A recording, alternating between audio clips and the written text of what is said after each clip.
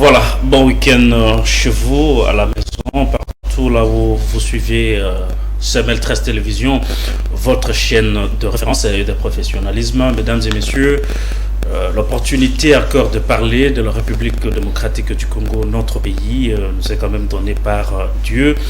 Un numéro de Congo Presse qui commence par une désolation une nouvelle très affectée, une nouvelle qui a affecté notre pays, la disparition de l'honorable Chéribert Okende dans des conditions très critiques. On va essayer de faire des petits commentaires étant donné que le dossier est entre les mains de la justice est de notre pays, tant décrié par le président de la République. Est-ce que on va faire confiance à cette justice avec les confrères sur ce plateau? On va essayer de mettre quelques avis et parler aussi de cette personnalité qui n'est pas la moindre. Chéribert Okende, député national, élu du peuple, ancien ministre de notre pays. Je crois qu'il mérite respect, honneur à son mémoire.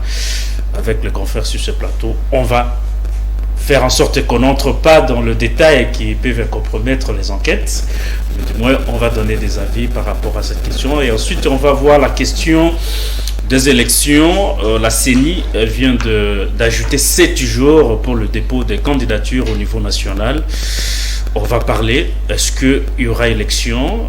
Entre incertitude, forcing ou négociation, la RDC est-elle prête pour ces élections du 20 décembre 2023? Bienvenue, merveille à Congo Presse qui vous a d'ailleurs tant manqué. Ça fait ça fait plus de 5 mois, si je ne me trompe pas. Nous étions d'abord étonnés et choqués de voir CML13 être sanctionné par le CESAC.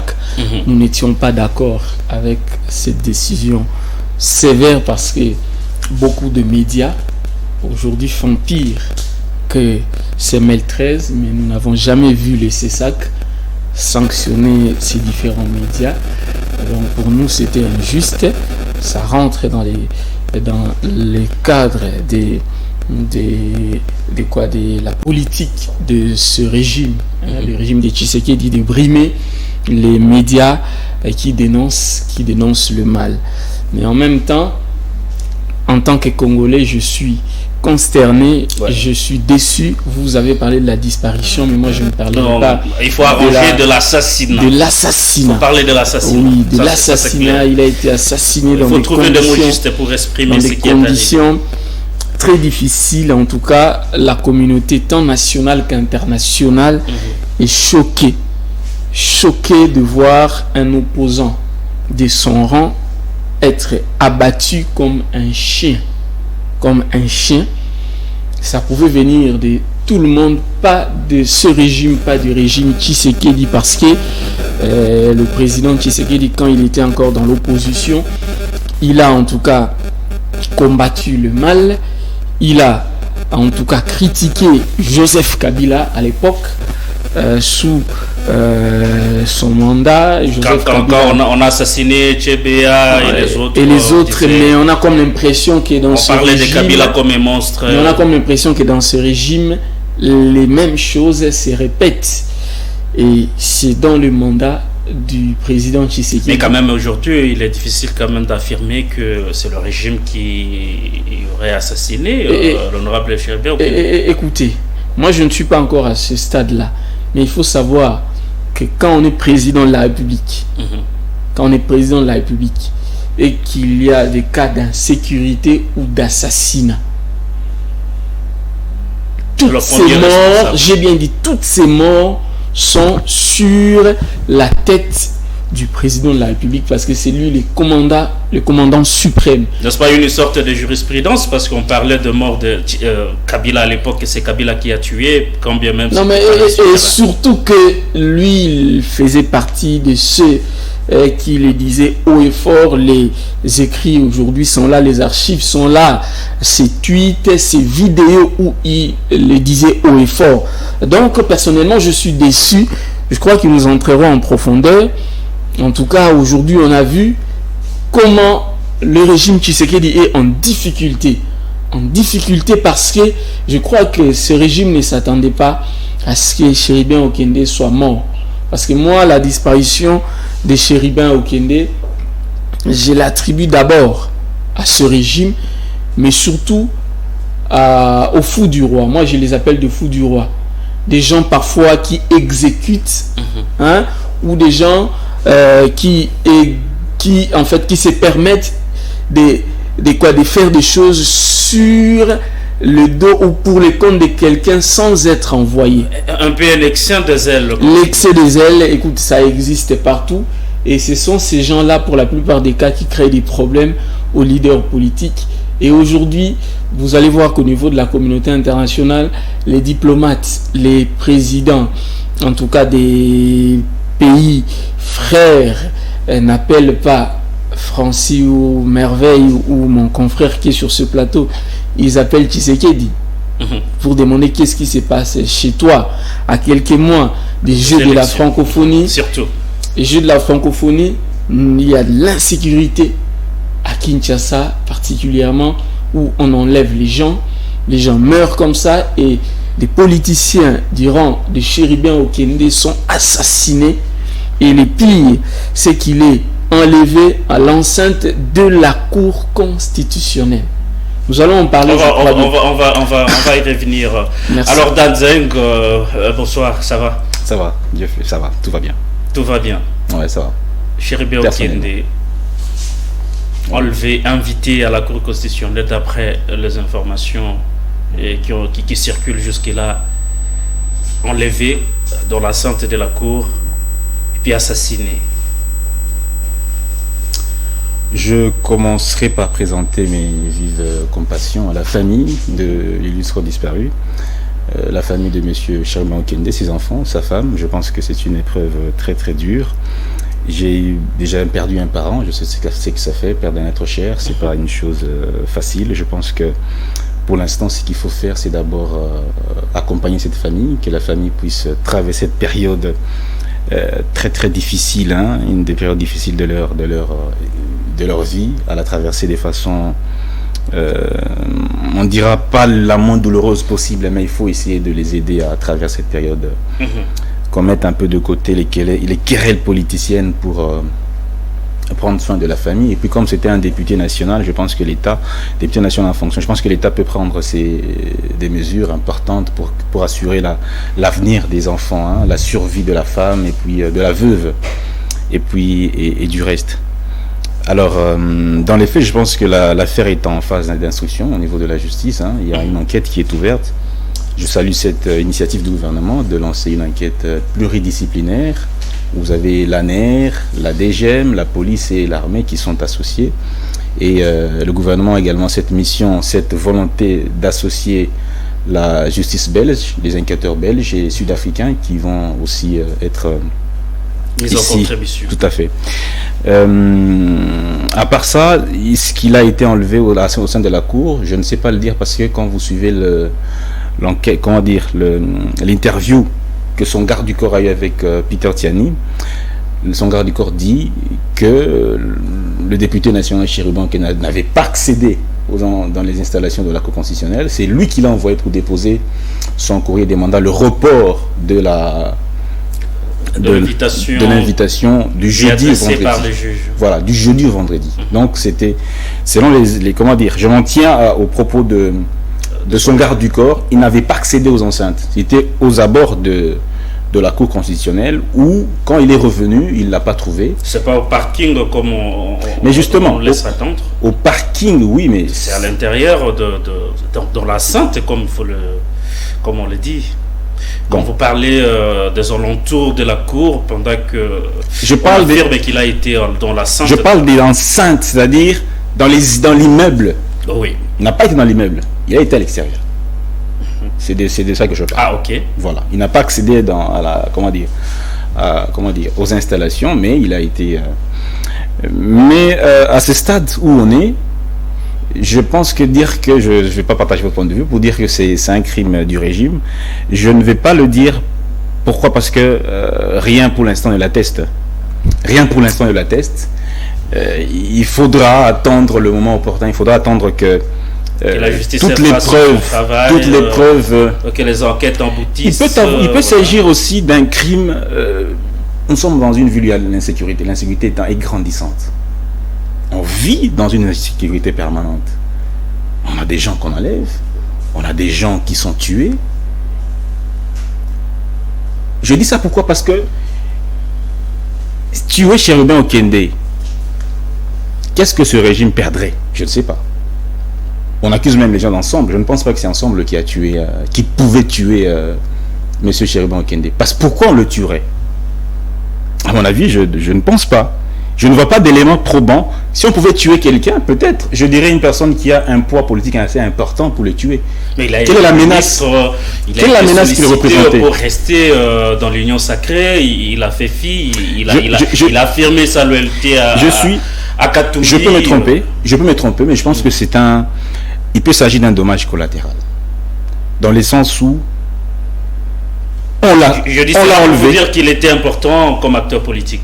Vous dites? Il avait un poids politique comme acteur, il a été dans le gouvernement. Bien sûr. Il a quitté, bien sûr. Il est resté avec Katumbi, il n'a pas fait comme Moïse Ndouzaki. Je ne veux pas accuser quelqu'un pour l'instant, parce qu'il n'y a aucun élément qui démontre réellement, qui prouve à suffisance que M. Chérubin Okende a été assassiné par tel ou tel, surtout quand on parle d'un assassinat politique. J'ai suivi M. Moïse Katumbi qui a dit il a mis le tout dans l'ensemble. Répression des manifestations. Il a parlé d'un assassinat politique. C'est un discours politique. Je le lui concède, mais je ne peux pas penser, je ne peux pas, à l'heure qu'il est, dire que c'est un assassinat politique. Alors, parlons. Ça serait hâtif. Ça serait hâtif dans la mesure où il y a une opinion qui circule selon laquelle M. Chérubin Okende aurait des problèmes, on sait, d'Ensemble pour la République. Et c'est pour ça qu'on l'aurait liquidé. Vous comprenez? Personnellement, à mon jugement, je ne pense pas qu'Ensemble pouvait tuer M. Chérubin Okende. Donc il y a... Allez-y très rapidement, comme ça. J'aimerais préciser les choses. Dissocier M. Chérubin Okende à la politique, c'est une lecture erronée. M. Chérubin Okende est porte-parole d'Ensemble pour la République, parti de Moïse Katumbi, en tout cas l'adversaire connu de M. Félix Antoine Tshisekedi Tshilombo. M. Chérubin Okende était ministre dans le gouvernement de l'Union Sacrée. Il a démissionné pour suivre Moïse Katumbi. Nous avons des éléments, des faits sont là. Il a démissionné pour suivre M. Moïse Katumbi. Et vous savez aujourd'hui comment les proches collaborateurs d'Ensemble et de Moïse Katumbi sont traqués aujourd'hui. Avant, on les disait, on alertait, on nous prenait pour des fous. On a annoncé que Salomon Escadela était sur le point d'être enlevé, arrêté. On nous a pris pour des fous. Monsieur Salomon Escadela a été enlevé et arrêté. Je ne vais pas aller dans un débat. Non, c'est un débat. Terminologie. Non, ce n'est pas un débat de terminologie. Il faut rester dans les faits. Non, justement, moi je suis dans les faits. Ce que je suis en train de vous donner comme faits, ce sont réalisés. Allez-y. Chérubin Okende est acteur politique. Il est député national d'Ensemble pour la République. Et M. Chérubin Okende, ce n'est pas n'importe qui dans ce pays. Ce n'est pas n'importe qui. Et dire que ce n'est pas, en tout cas, un assassinat politique, c'est être méchant et cracher sur sa mémoire. Permettez, vous aurez votre temps de parler, c'est cracher sur la mémoire de Chérubin Okende et vous essayez de dire qu'il n'était pas à l'enceinte de la Cour constitutionnelle. Quand on dit enceinte, c'est-à-dire... Ça veut dire qu'il était... Il était, par exemple, ici c'est CML13, n'est-ce pas? Le fait pour moi d'accéder dans la parcelle qui abrite la porte CML13, je suis dans l'enceinte. Mais ça, ce sont les bâtiments, n'est-ce pas? Ça, ce sont les locaux. Il était là, moi j'ai été à la Cour constitutionnelle plus d'une fois, vous aussi, je crois. Il avait parqué selon l'appel de son garde du corps au confrère Peter Tiani. En tout cas, Au moment où nous parlons, l'hypothèse, j'ai dit que nous ne confirmons pas encore parce que justement, on parle le même langage. Permettez, c'est même ça l'essence des analyses. Nous ne confirmons rien parce que les enquêtes sont en cours. Mais en tant qu'analyste politique, ça ce sont des analyses, en tant qu'analyste politique et sur base des faits en notre possession, et même si vous interrogez un criminologue, il vous dira ça c'est un assassinat politique. Maintenant, il reste à tracer tout. Mais moi, sur base des faits et de l'histoire de notre pays, je m'en vais tout de suite dire que M. Chéribin Okende, acteur politique majeur de l'opposition, est assassiné sous le régime Tshisekedi. M. Chéribin Okende était opposé à M. Félix Tshisekedi. Son leader, Moïse Katumbi, est aujourd'hui traqué par ce régime. Le conseiller spécial de Moïse Katumbi, traqué. Il était même annoncé que Olivier Kamitatou, le prince Epenge et presque beaucoup d'opposants sont aujourd'hui sur la liste. Sur la liste. Franck Diongo, emmené en prison, envoyé à Ndolo. D'ailleurs, on nous apprend maintenant qu'il vient d'être libéré après pression parce qu'ils ont vu que Chéribin Okende est décédé. Ils ont peur cette fois d'avoir une notre mort sur leur dos. Alors parce justement, que, oui, vous voulez? Non, je voudrais vous relancer. On n'a pas tout le temps par rapport à cette question. Je voudrais vous relancer par rapport à la question de la justice. Oui. Vous vous rappelez, je prends le cas très récent. On parle des enquêtes qui vont être menées pour retrouver justement le vrai responsable de ces crimes-là.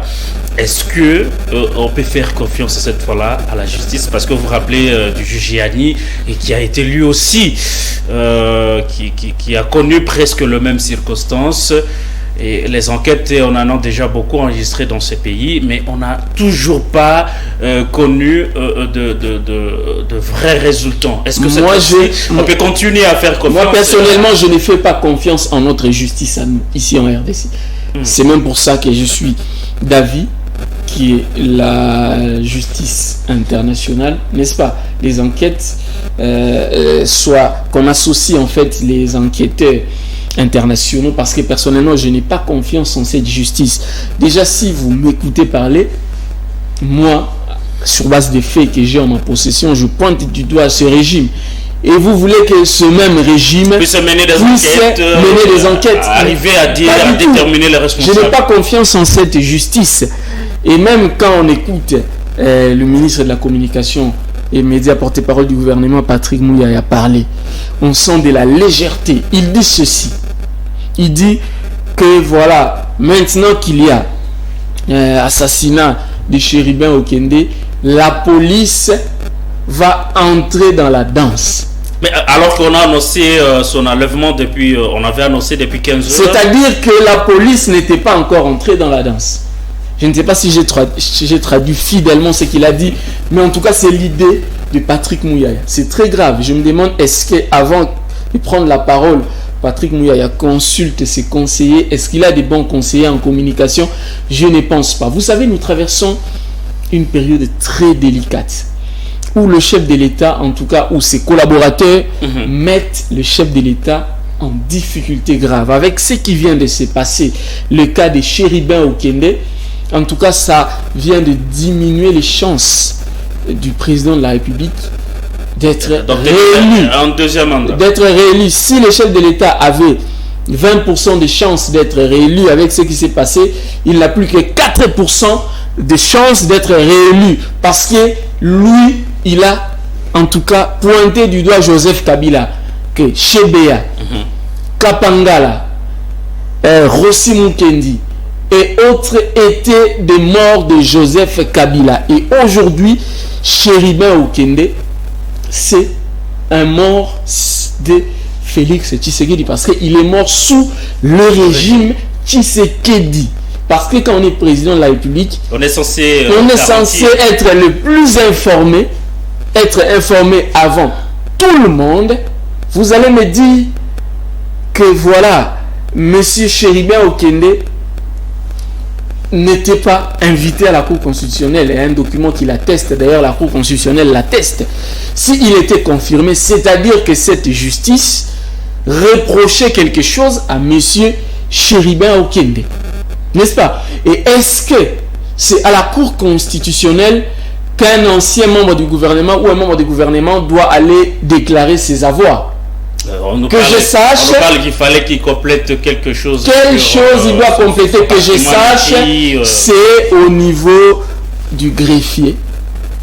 Et le greffe transfère ou transmet le dossier au procureur général près la Cour de cassation. Ce n'est pas la Cour constitutionnelle. Donc, appeler à la Cour constitutionnelle, pourquoi? Selon les criminologues, les experts en tout cas, la Cour constitutionnelle devrait aussi être parmi sur les bancs des suspects. Le nom du juge qu'on cite, le juge Loum qu'on cite, ces juges devraient aussi être interpellés. La Cour constitutionnelle devrait être interpellée. De la même manière qu'on a interpellé son garde du corps, de la même manière qu'on doit interpeller les juges de la Cour constitutionnelle. Et on cite aussi par exemple la DEMIAP parce que selon certaines informations, il serait, ça je mets au conditionnel, il serait interpellé par la DEMIAP. Je ne confirme pas ça, nous n'avons pas jusque-là la vraie information. D'autres nous parlent des services de l'ANER. Jusque-là, nous n'avons pas encore de précisions. Mais toutes ces personnes qui sont citées dans ce dossier doivent être interpellées. Et je suis au moins rassuré que l'on associe la Belgique. On nous parle aussi de l'Afrique du Sud. Il faut que les coupables soient punis sévèrement, mais aussi ce régime porte une responsabilité que aussi ce régime porte, s'il vous plaît, et aussi ce régime va porter et porte une responsabilité morale. Merci. Dan, vous réclamiez la parole, vous l'avez tout de suite là. Est-ce que vous êtes d'accord avec Merveille sur le fait que l'assassinat de Chéribin Okende, que nous regrettons tous aujourd'hui, est à mettre dans l'actif de Félix Tshisekedi? C'est un point de vue, on ne peut pas débattre sur les points de vue. Les points de vue est personnel et il engage celui qui l'émet. Et je ne peux pas dire que ce qu'il dit est faux ou n'est pas faux, mais seulement on ne regarde pas les choses dans un même angle. Chacun a sa manière de voir. Dire que c'est le régime, c'est son point de vue, comme j'ai dit, je le lui concède. Mais pour le moment, moi je ne peux pas dire que c'est le pouvoir en place, c'est le régime. Je ne sais pas le dire parce que je n'ai pas tous les éléments pour pouvoir le dire avec précision. Je ne peux pas le dire. Notre justice a des lacunes, des sérieuses lacunes, et le chef de l'État lui-même l'a même déclaré. Mais espérons qu'avec cette association de la justice internationale, on peut aboutir à quelque chose. Et donc la question, je peux pas adopter cette posture de condamner tel ou tel à ce moment-ci, ça serait très hâtif. Mais dire aussi que c'est la Cour, c'est la justice. Je pense que ce raisonnement-là, il faut quand même essayer de mettre un peu de l'eau dans votre... ça serait simple de tuer peut-être Chéribin Okende dans d'autres circonstances. Vous comprenez? Si je suis le commanditaire d'un assassinat, d'un meurtre, je peux vous inviter dans un autre contexte pour vous tuer simplement. L'appeler à la Cour constitutionnelle et puis le tuer. Je pense que ça serait simpliste. Vous trouvez que c'est impossible? Non, je ne trouve pas que c'est impossible. Je pense que c'est trop simpliste comme vous le dites. Je pense que tout le monde m'accuserait. Tout le monde me pointerait du doigt que c'est vous qui l'avez tué, parce que c'est vous qui l'avez convoqué. Donc ici on voulait porter le chapeau à la Cour ou quelque chose comme ça? Non, quand on parle du régime, c'est sous le régime, on accuse même le juge, dit que le juge... C'est parce que Merveille a dit que même la Cour constitutionnelle devrait faire l'objet d'une interpellation. Sous ce régime, et dire que c'est ce régime, c'est deux choses différentes. C'est ce régime. Je suis d'accord avec lui que c'est sous ce régime. Mais c'est ce régime. Dès que c'est ce régime, c'est différent. C'est le régime. C'est deux choses différentes. Vous comprenez? Pour moi, je pense que ça serait simpliste que de pointer une personne qui t'invite et en même temps qui serait derrière votre assassinat, ça serait simpliste. Et tout le monde dira que c'est vous qui l'avez convoqué et c'est vous qui l'avez tué. À ce niveau-là, dans mes analyses, je pense que ça serait un peu trop, un peu alambiqué de le dire. Mais ce qui est certain, c'est que ce meurtre, quelqu'un est derrière ce meurtre. Et il faut le débusquer. Comment? Avec notre justice. Il faut les débusquer, il faut faire... Nous sommes habitués à des enquêtes qui n'aboutissent jamais.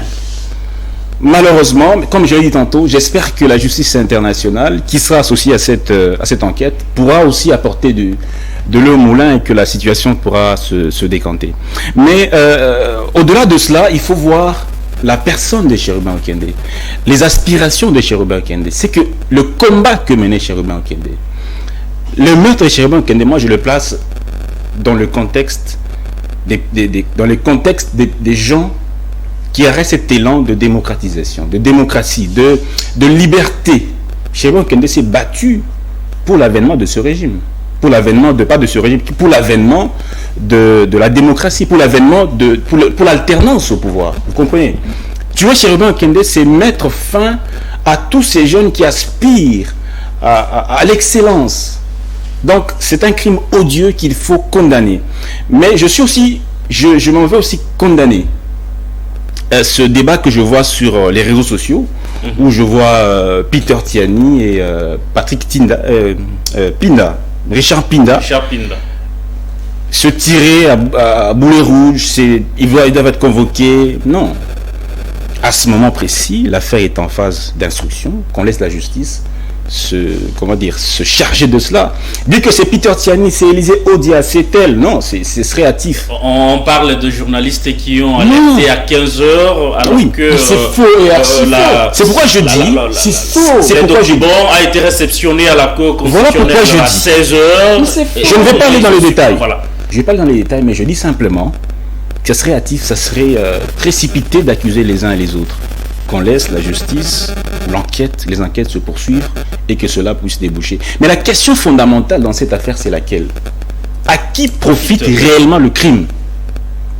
C'est la question que je pose. Est-ce que le crime profite au camp Katumbi? Point d'interrogation. Est-ce que le crime profite au camp du pouvoir? C'est la question qu'on se pose.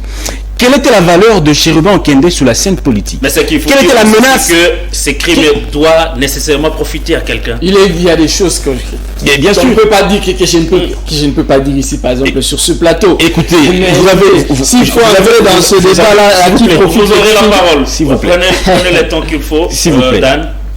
Pour le moment, pour l'instant, ce qu'il faut faire, c'est faire en sorte que les faux bruits ne se répandent pas de plus en plus.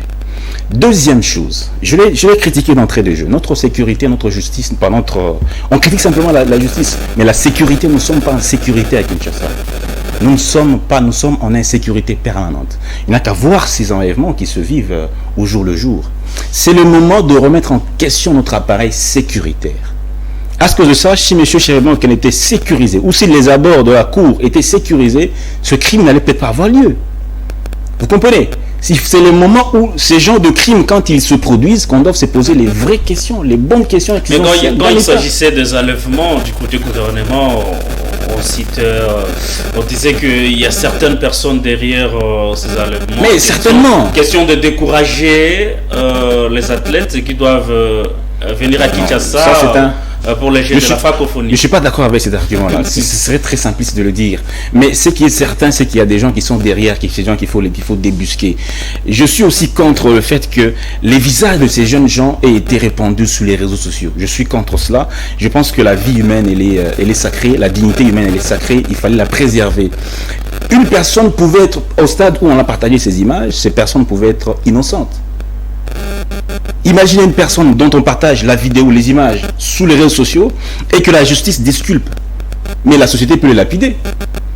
C'est pourquoi moi je dis que pour le moment, nous sommes en insécurité. L'insécurité est permanente. Il faut assurer à tous les Congolais une sécurité qui soit optimale, une sécurité qui permette à tous de vaquer librement aux occupations. La mort de Cherubin Okende est une illustration que notre sécurité est vraiment faillible et qu'il faut vraiment que nous puissions poser. que nous puissions nous poser les vraies questions. Dire que c'est le pouvoir, dire que c'est l'opposition, c'est simpliste, c'est comme quand il y a un mal dans la famille, on ne veut pas résoudre le mal, on veut chercher l'auteur. Non. Il faut qu'on cherche comment résoudre ça, parce que c'est un problème existentiel. Le problème de notre sécurité, c'était sous Kabila, c'est sous ce qu'il dit maintenant. Peut-être demain, ce sera Katumbi. J'aimerais dire quelque chose. Moi, je vous relance avant que vous ne rentriez les éléments avancés par Dan. De votre œil d'observateur de la société en tant que journaliste, comment vous apercevez le fait que on assassine Chéribé Okende, il y a quelques heures après, on annonce avec fanfare la libération de Franck Diongo, qui a été lui aussi arrêté pour des questions de sécurité de l'État.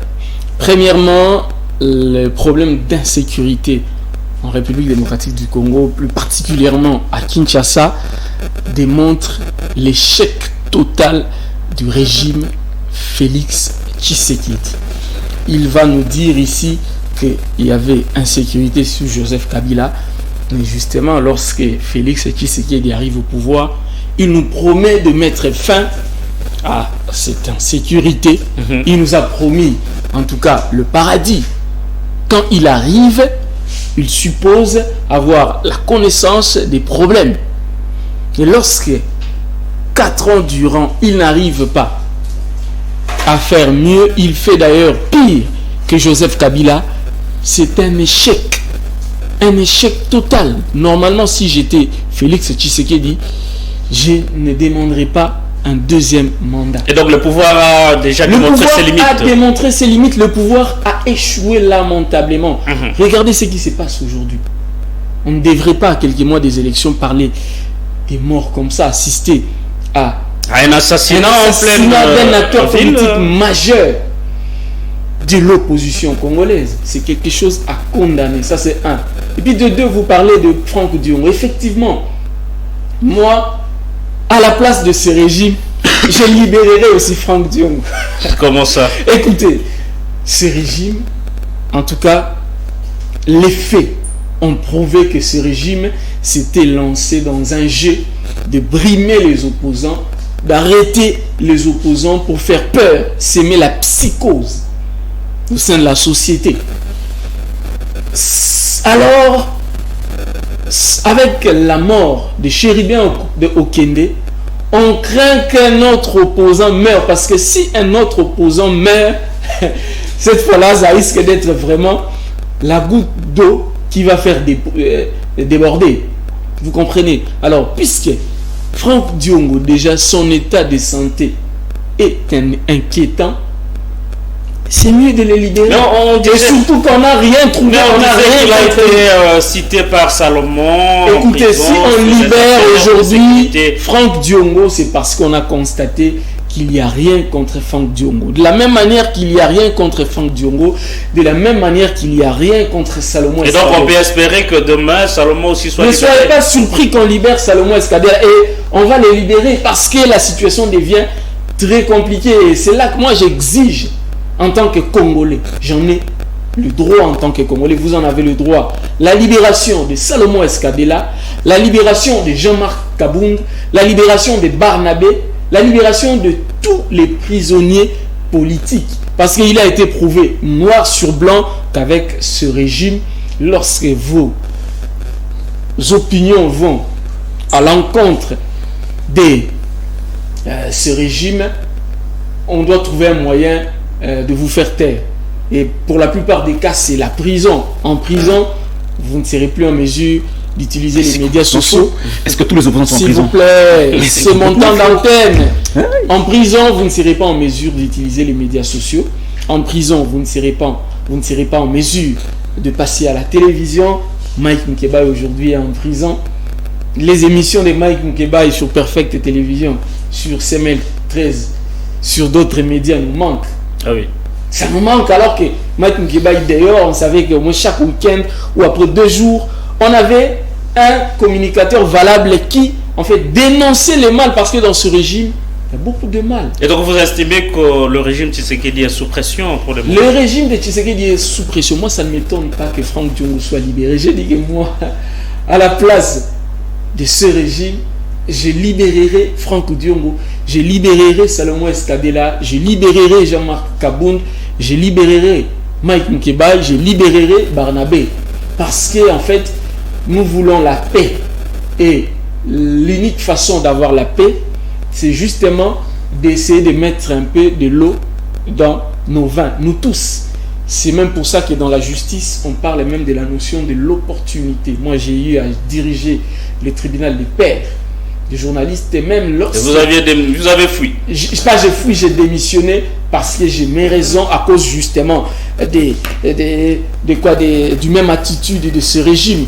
Mais c'est pour dire que, en fait, lorsqu'on est juge, lorsqu'on est un tribunal, il existe ce qu'on appelle l'opportunité de poursuite.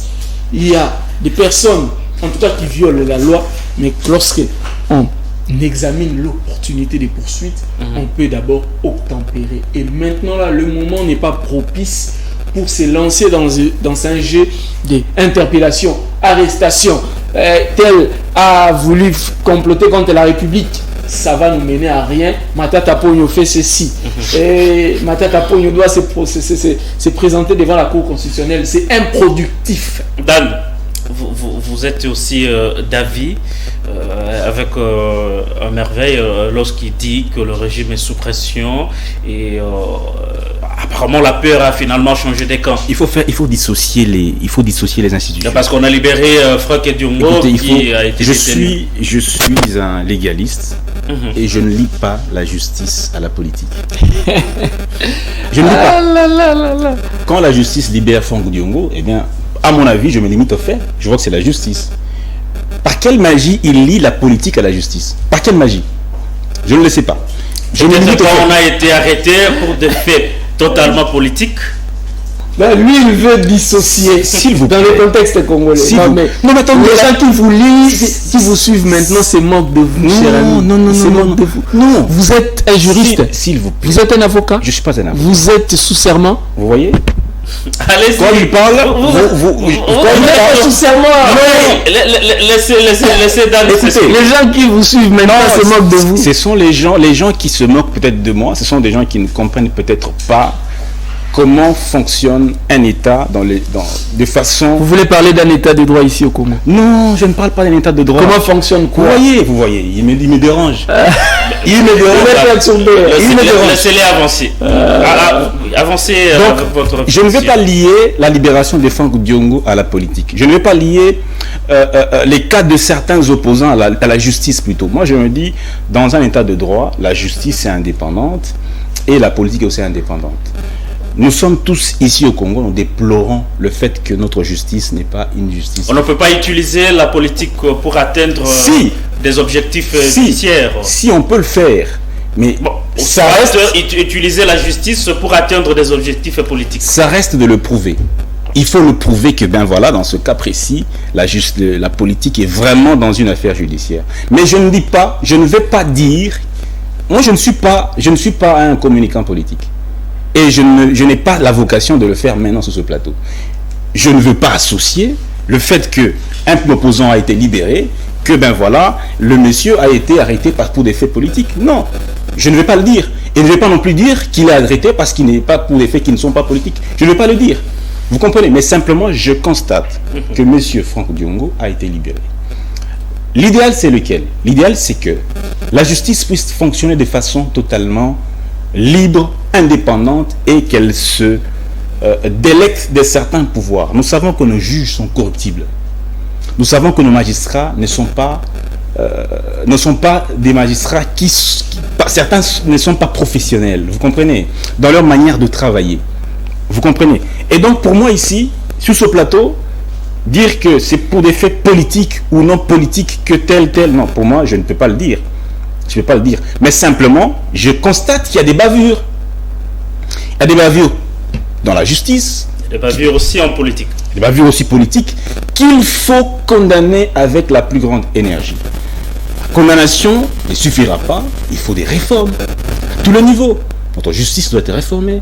Les magistrats doivent être formés et puis ils doivent être dotés des moyens qui leur permettront de travailler de façon à ce qu'ils ne soient pas exposés à la corruption. Vous comprenez? C'est un discours simpliste. Je me dis que c'est un discours simpliste de lier tout au pouvoir. C'est bien de le faire. Mais vous devez comprendre que nous sommes dans une démocratie. Et que ceux qui sont au pouvoir aujourd'hui partiront. Demain d'autres viendront. Vous n'avez toujours pas lié. Vous ne pensez pas que Faki Diongo a été libéré justement parce qu'on crée que ce qui est arrivé à Chéribé Okende. Je n'ai pas le dossier. Je n'ai pas les dossiers sur moi. Je n'ai pas le dossier sur moi pour dire qu'il a été libéré pour des faits politiques ou non. Je ne peux pas le dire. C'est ceux qui ont le dossier en main qui savent pourquoi il a été arrêté et pourquoi il a été libéré. Des faits qui sont totalement, on va dire, un peu plus ou moins flous pour lesquels il a été arrêté. Je n'ai pas accès à tous les dossiers judiciaires et je me dis, commenter un dossier judiciaire sans avoir tous les éléments, c'est spéculer. Et spéculer, c'est parler pour ne rien dire. Merci. Dommage, c'est dommage. Ce qu'il faut faire en tant que citoyen, en tant que patriote, nous devons plaider pour que cette justice soit une justice qui soit vraiment prise en charge. La dotation au niveau des magistrats, fonctionnement de la justice. Pas simplement la justice, les auxiliaires de justice, ceux qui annotent, les greffiers. Vous comprenez? Les OPJ, nos policiers, nos militaires, nous sommes dans un système où nous devons tout changer. Et mettre tout ce régime, c'est un raisonnement, excusez-moi le terme, plus ou moins alambiqué, où on ne sait pas voir les choses de façon elles sont, on ne sait pas proposer, on cherche un bouc émissaire, et quand on le fait, on pense trouver la solution. C'est l'erreur qu'a commis ce régime qui est au pouvoir, qui voit tout le mal dans le pouvoir de Kabila, et une fois au pouvoir, il y a des problèmes qui vous rattrapent. C'est aussi tout à fait logique. D'où il faut voir tout le mal dans ce régime parce que je pense c'est pas parce que quelqu'un d'autre a vu le mal partout qu'on doit limiter. Non. D'accord. Il faut revoir la façon de faire. Alors Merveille, ça va nous permettre de prendre la deuxième thématique sur les élections du 20 décembre de cette même année. On vient d'annoncer une prorogation de 7 jours par rapport au dépôt des candidatures au niveau national. Martin Fayoulou a été toujours juste dans ses bottes. Il a dit qu'il n'ira pas aux élections tant qu'il n'y ait pas eu l'audit externe et par un organe indépendant. Vous avez suivi aussi les camps de Joseph Kabila qui n'est pas partant aux élections. Qu'est-ce qu'il faut le faire pour crédibiliser d'abord ces processus? Est-ce qu'on va faire du forcing? On va négocier? Qu'est-ce qu'il faut? On va faire finalement quoi? Est-ce que nous sommes prêts en tant que République démocratique du Congo à y aller jusqu'à la date butoir? Premièrement, moi, en tant que citoyen, j'épouse la position de Délice Sanga, de Matata Pogno, de Moïse Katumbi. Moïse a dit qu'il va aller aux élections. Il y a des candidats d'assemblée qui ont déjà déposé leur dossier. Et voilà, ils iront aux élections. Je pense que nous devons avoir les élections pour que le régime Tshisekedi parte. Parce que, écoutez, nous avons déjà dépassé l'étape d'alternance par voie des armes. Et nous sommes dans la démocratie. Le prochain président de la République doit prendre le pouvoir par la voie des urnes. Donc nous devons avoir les élections et surtout dans les délais parce que moi en tant que Congolais, je ne supporterai pas de voir le régime Tshisekedi ajouter un jour de plus. Je l'ai dit, les gens diront qu'il est journaliste et il n'est pas neutre. La neutralité, c'est de la lâcheté. En journalisme, il n'y a pas de neutralité. Je mets quiconque à défi. Il n'y a pas de neutralité, il n'y a pas d'objectivité. Ça, dans aucune école de journalisme, on vous le dira, on vous enseignera la neutralité et l'objectivité. Ça n'existe pas. Si, l'objectivité existe. Cher ami, je vous l'ai dit, en tant qu'enseignant en journalisme, je suis pas d'accord. S'il vous plaît, l'objectivité. Je suis pas d'accord. Il n'y a pas d'objectivité. Ça, je l'ai dit. Ça, c'est dans la pratique. Mais la écoutez, nous avons tous la théorie. S'il vous plaît. La théorie. Nous avons. S'il vous plaît. S'il vous plaît. Dissocier l'homme et la pratique de la profession. Il n'y a pas d'objectivité. toute personne a une dose de subjectivité en lui. Là, c'est un raisonnement philosophique. Non, ça n'a rien de philosophique. En journalisme, il n'y a pas d'objectivité. C'est même pour ça que vous allez voir qu'il existe ce qu'on appelle la ligne éditoriale. D'accord? Et au-delà même de la ligne éditoriale, chaque personne a une dose de subjectivité en lui. Mais là, je m'exprime aussi. Vous comprenez mal la ligne éditoriale, mon frère. Cher ami, je vous dis que. C'est pas que. Cher ami, c'est quoi la ligne éditoriale? Cher ami, vous n'êtes pas journaliste, c'est pas vous qui posez les questions, j'espère. Il n'est pas devenu votre assistant. Vous avez la parole. Merci beaucoup. Dan aura tout le temps de répliquer. Il aura tout le temps de à ce que vous répliquer. dites. J'ai dit qu'en journalisme, il n'y a pas d'objectivité, il n'y a pas de neutralité. Je l'ai dit, je mets quiconque à défi. Les professionnels me suivent, les enseignants au journalisme me suivent.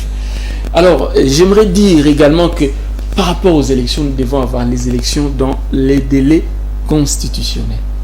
Mais je pense aussi que Martin Fayulu n'a pas tort lorsqu'il exige l'audit du fichier électoral par, en tout cas... Je vous rappelle que la CENI a réagi, a répondu à la demande La CENI de Martin Fayulu. Ça ne me surprend pas que la CENI réponde ainsi, parce que Denis Kadima, écoutez, quand on voit Denis Kadima, on sent l'UDPS. Quand on voit Denis Kadima, on sent un monsieur qui est là et qui répond au dictat d'un pouvoir. Mais oui. Qu'est-ce qui se passe dans ce pays? Lorsqu'on a été avec Nanga, on disait hier, quand vous voyez Nanga, vous voyez Kabila. Aujourd'hui, on voyait Denis Kadima, vous le mariez directement à Félix Tshisekedi. Moi, je ne vous parle pas de Nanga ici. Je suis en train de vous parler de Denis Kadima. Je rappelle quand même le fait. Je suis en train de vous parler de Denis Kadima. Et qui ne sait pas que Denis Kadima a été... Il est exactement l'ombre de Félix Tshisekedi. Qui ne le sait pas? Denis Kadima, qui ne sait pas qu'il a été proche de l'UDPS. Les photos, les images existent. Les images qui lient Denis Kadima au président de la République. Les images existent. Pourquoi est-ce qu'on a refusé? On a refusé de nommer Ronsard Malonda alors que les confessions religieuses avaient déjà leurs délégués. Parce qu'il ne faut pas oublier que les délégués proviennent des confessions religieuses. Et le choix de Denis Kadima a été déjà opéré. L'Assemblée nationale avait déjà entériné. Il ne restait que la signature du président de la République. Pourquoi est-ce que cela n'a pas été fait? Parce qu'on savait qu'avec Ronsard Malonda, il serait difficile pour le pouvoir en place d'avoir accès à un certain nombre de choses.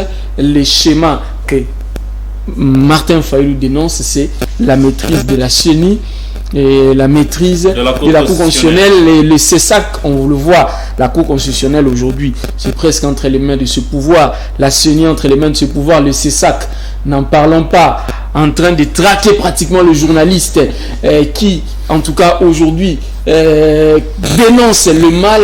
Vous sentez, c'est comme si on s'acharne sur un nombre de journalistes. Quand c'est Louis France qui parle, quand c'est Semel qui parle, demain ne soyez pas surpris que l'on vous lance une invitation ici. Quand c'est Perfect Télévision, c'est un problème. Mais quand c'est Israël Moutombo sur Bossolo na politique, quand quelqu'un se permet même de porter plainte contre Israël Moutombo, on vous dit qu'on avait invité Israël Moutombo en privé sans inviter le plaignant. Le plaignant vient se plaindre. Vous imaginez?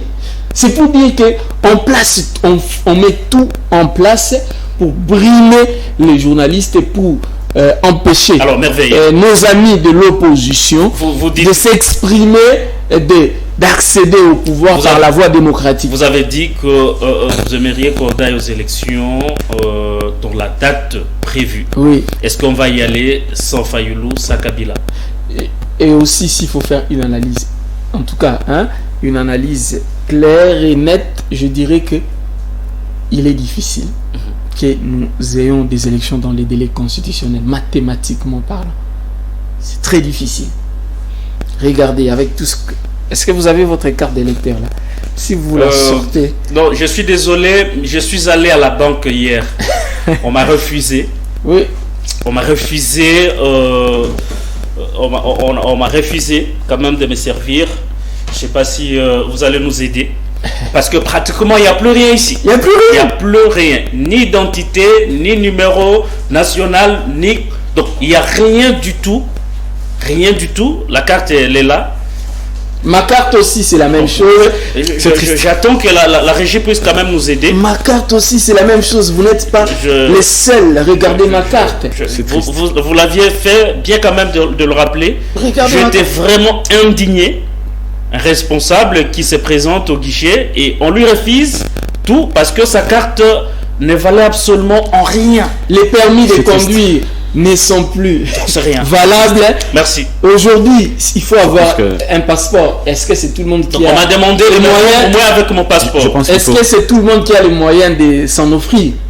Donc ça veut dire que mathématiquement parlant, c'est impossible que nous ayons les élections dans les délais. Parce qu'il faut d'abord donner des duplicata. Bon, on donne un duplicata lorsqu'on a perdu, n'est-ce pas? Une pièce. Mais nous avons nos pièces à nous. Bon, on va parler de duplicata en fonction de quoi? Donc, ça veut dire que tout a été mis en place pour que nous n'ayons pas les élections dans les délais. Et donc, vous voyez des négociations qui arrivent. Maintenant, là... Ou soit, bon, on peut se dire... Quand vous dites négociation, ça sonne mal. C'est comme si à la fin, on va procéder à un partage de pouvoir. Non, mais on est habitué à ça. Moi, je n'aimerais pas justement tenir ce discours-là. Je suis fatigué en tant que Congolais de voir les mêmes personnes revenir, n'est-ce pas? On va faire un partage de négociation, comme vous le dites. Et puis après, ce sont les mêmes têtes, les mêmes noms qui reviennent. Non, nous voulons un changement.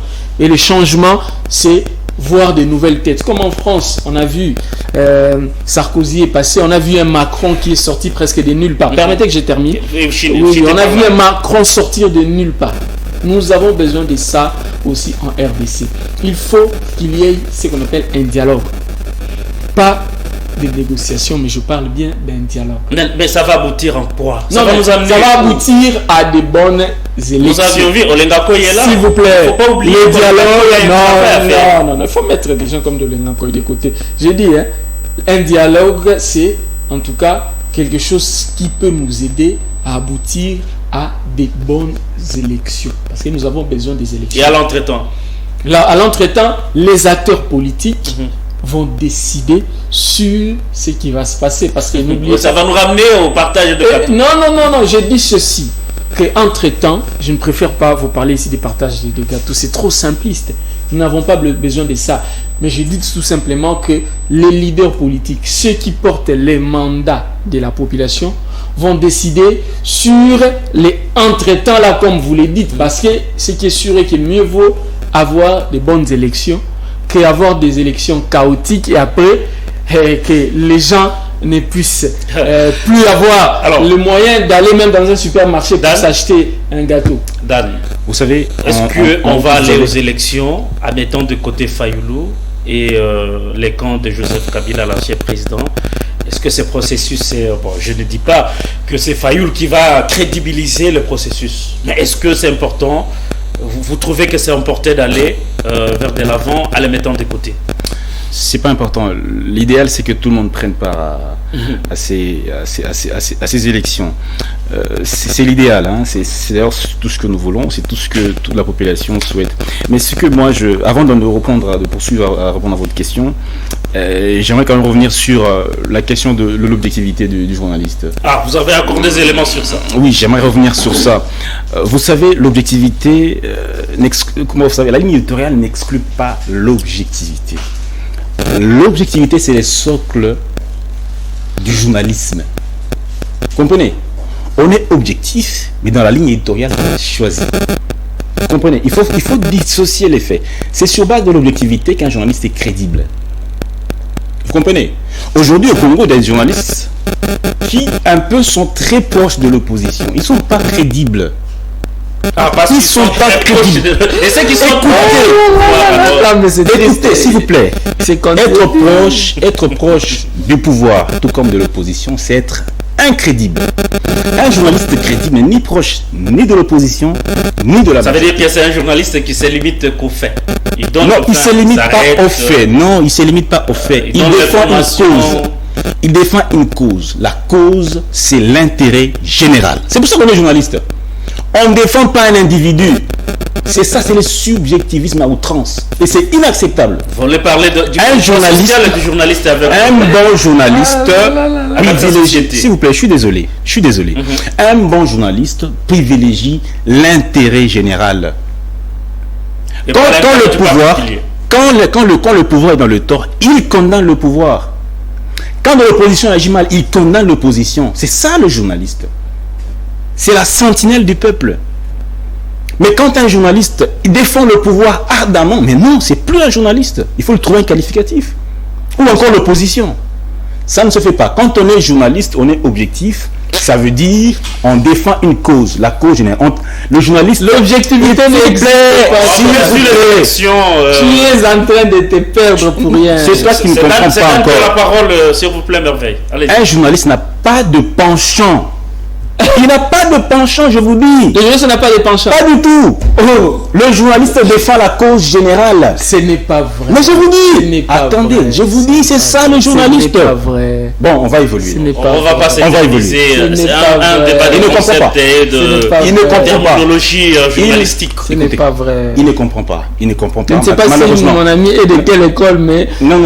En tout cas, ça, ce n'est pas ça. Je ne peux pas laisser passer ça. S'il vous plaît. Ça, c'est important. Laissez-la avancer. Je vais l'aider après. Qu'il termine avec ça. Tu ne comprends pas. Il termine avec ça. Je vais l'aider après. Tu ne comprends pas. Il est dans l'erreur totale. Je vais t'expliquer. C'est très dangereux pour vous voyez, il me dérange. Pour les journalistes et pour les gens qui voient la maison. Votre calme. Allez-y. C'est très dangereux ça. Donc je répète qu'un bon journaliste défend la cause générale, pas un individu. Voilà, c'est ça même. Est-ce qu'on aura élection cette année? Il est possible qu'on ait élection. Il est aussi difficile qu'on ait. Il est aussi, je voulais dire, il est aussi, comment dire, il est aussi improbable qu'on ait élection. Pourquoi? Il y a plusieurs faits qui s'étalent. Premièrement, j'étais avec l'abbé Cholet, qui j'ai interrogé, il m'a dit, il faut un minimum de consensus entre les parties prenantes, opposition, pouvoir, majorité. Il faut un minimum de consensus. Si ce consensus ne tient pas, ils pourront laver les mains. Le cas aussi de l'Église du Christ au Congo.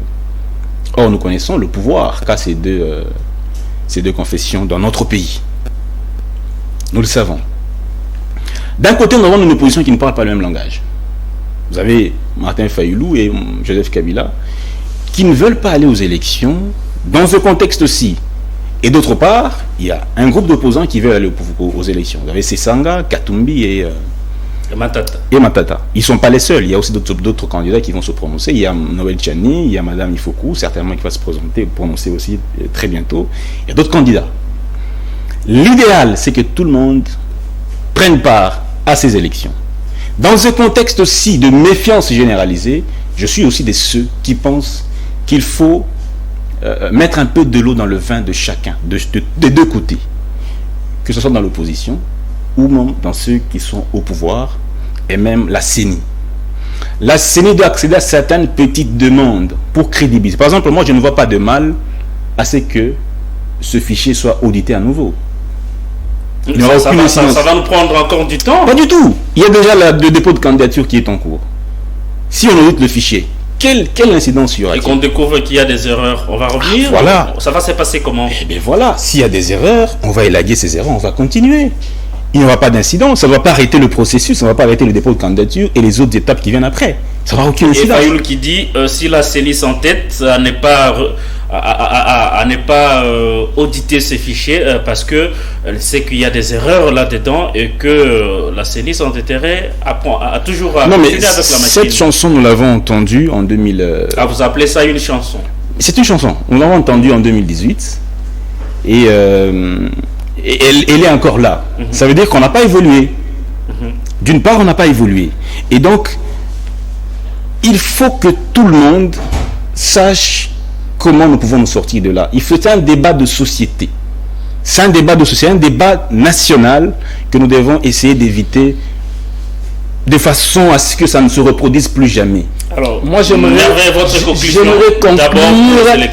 Non, ma conclusion va concerner la confusion que notre ami, en tout cas, est en train de s'aimer auprès surtout des étudiants en journalisme ou même des pratiquants en journalisme. J'insiste et je persiste qu'il n'y a pas d'objectivité en journalisme. Si vous laissez passer ça, permettez que je termine. Grave. Faut pas me pousser à... Non. Allez-y, vous il n'y a avez pas d'objectivité en journalisme. Mhm. En journalisme, il existe la ligne éditoriale. C'est même pour ça qu'il existe aussi la notion des langues en journalisme. Lorsqu'on aborde un fait en journalisme, on peut être journaliste, c'est pas de la même façon. Lorsqu'on aborde un fait en journalisme, il n'est pas interdit, ou d'ailleurs il est recommandé de toujours faire parler les deux sons des cloches, ou alors de faire parler les deux arguments. Mais en journalisme, on peut faire valoir l'argument, en tout cas qui va de votre côté. C'est ce qu'on appelle en journalisme la loi du second fort. C'est ce qu'on dit en dernier, que les gens retiennent. Permettez que je termine. Rapidement. Je vais terminer. On a débordé. En journalisme, écoutez, on a tous une dose de subjectivité en nous. Là où je suis d'accord, c'est que, en fait, lorsque je dis que le journaliste peut prendre position, ce n'est pas pour un individu. Mais il existe, même en France, par exemple, dans la politique, vous avez les médias de gauche, vous avez les médias de droite. Même aux États-Unis d'Amérique, vous avez les médias de gauche, vous avez les médias de droite. Il existe des journalistes réputés en France, aux États-Unis, proches de socialistes, proches des républicains. Ce n'est pas ils sont assis sur quoi? Sur l'intérêt général. Non, quand vous dites l'intérêt général, écoutez, moi je n'aimerais pas rester sur le concept d'intérêt général. Écoutez, je n'aimerais pas rester sur les concepts d'intérêt général. J'aimerais ici rester sur le courant, par exemple, si on parle de la politique, sur le courant politique. Merci à merveille. Parce que l'intérêt général, est-ce qu'un tel courant politique... Le rendez-vous est pris pour le samedi prochain. Merci. C'est pas un courant, c'est pas un courant.